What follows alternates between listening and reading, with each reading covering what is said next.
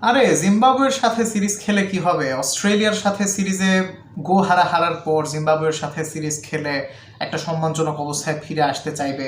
অস্ট্রেলিয়ার সাথে ওয়ানডেতেও হারবে, টি-20তেও হারবে, তারপর র্যাঙ্কিংয়ে পেছনে যাবে, তারপর সেখান থেকে উপরে ওঠার জন্য জিম্বাবুয়ের সাথে খেলবে। রাখেন ভাই, রাখেন। আপনাদের এই সমস্ত কথাগুলো যারা আপনারা বলেন তাদের জ্ঞাতার্থে বলে রাখি, শেষবার যখন বাংলাদেশ জিম্বাবুয়েতে সফর করেছিল, আমরা বোথ ওয়ানডে অ্যান্ড টি-20 দুইখানা সিরিজেই সুন্দরভাবে হেরে এসেছিলাম। অর্থাৎ স্বাগতিক জিম্বাবুয়ে দুইটা সিরিজেই কিন্তু জয় পেয়েছিল, আমাদেরকে চমৎকারভাবে তারা হারিয়ে দিয়েছিল।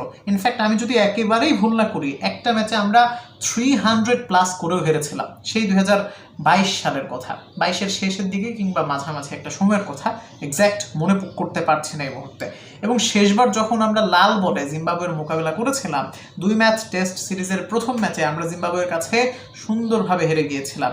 দ্বিতীয় ম্যাচে অবশ্য আমাদের শান্তরা কামব্যাক করেছিল এবং শেষে একে একে সমতায় সিরিজটা আসলে শেষ হয়।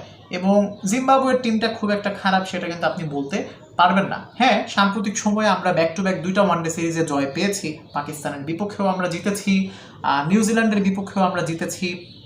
কিন্তু সত্যি কথা যদি বলি, নিউজিল্যান্ডের টিমটা অবশ্যই এ টিম ছিল না, তার মানে এই না যে সেটাকে আমি ছোট করে দেখছি। তবে জিম্বাবুয়ের যদি ফুল স্ট্রেংথ টিমই যদি খেলে, সেই ক্ষেত্রে ওডিআইতে জিম্বাবুয়ে কিন্তু যথেষ্ট ফাইট দিতে পারার মতোই একটা দল। এবং বিশেষ করে যখন তারা তাদের ঘরের মাটিতে খেলে, আমরা যেমন বলি না আমরা হচ্ছে মিরপুরে বিশ্বকাপ হলে আমরা বিশ্ব চ্যাম্পিয়ন হতাম, জিম্বাবুয়ের বিষয়টা অনেকটা তাই। ঠিক আছে, তারাও কিন্তু ঘরের মাঠে যথেষ্ট ব্যালেন্স একটা দল। ঠিক আছে, ওই কন্ডিশনটা তারা খুব ভালো করে চেনে এবং জানে। সো ওয়ানডেতে প্রপার একটা ফাইট হতে পারে বলে আমার কাছে মনে হয়, কারণ এই মুহূর্তে আমাদের ওয়ানডে দলটা মোটামুটি ব্যালেন্সড হলেও অতটা ব্যালেন্সড এখনও না। হয়তো আমরা টেস্টে এবং টি-20তে জিম্বাবুয়েকে বলে কয়ে হারাতে পারি, স্টিল শর্টার ফরম্যাটের বিউটিটা হচ্ছে এখানে কোনো বড় টিম ছোট টিম কোনো টিমই নেই। জিম্বাবুয়ে কিন্তু অস্ট্রেলিয়াকে হারিয়েছিল টি-20 বিশ্বকাপে। ঠিক আছে, সো শর্টার ফরম্যাট আসলে যে কোনো দিন যে কোনো দলই জিততে পারে।